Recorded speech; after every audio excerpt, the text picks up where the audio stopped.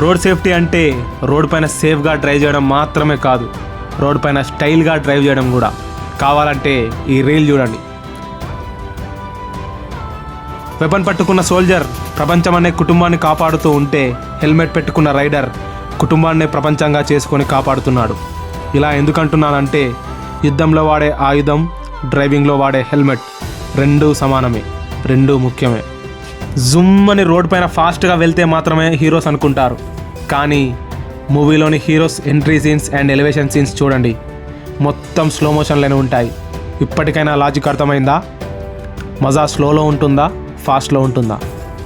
జీవితంలో ముందుకు సాగాలంటే నువ్వు ఎటు వెళ్తున్నావో, ఏం చేస్తున్నావో క్లారిటీ ఉండాలి. అలాగే డ్రైవింగ్లో సేఫ్గా ఉండాలంటే బైక్ ఇండికేటర్తో ఎటు వెళ్తున్నావో క్లారిటీ ఇవ్వాలి. లేకపోతే ఇంకొకటి క్లారిటీకి అక్కడే పడిపోతావు.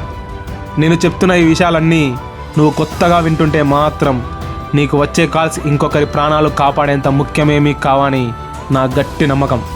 కాబట్టి సెల్ ఫోన్ డ్రైవింగ్ చేస్తూ నీ ప్రాణాలు పోగొట్టుకోకు.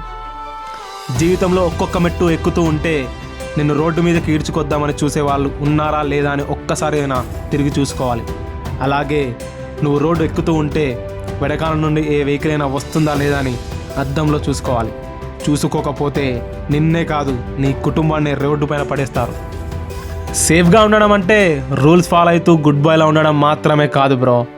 సేఫ్గా ఉండడం అంటే రూల్స్ ఫాలో అవుతూ రాయల్గా, స్టైల్గా డ్రైవ్ చేయడం కూడా. This is Satish Kumar from Dhruva entertainments. Thank you, David's naked fishing.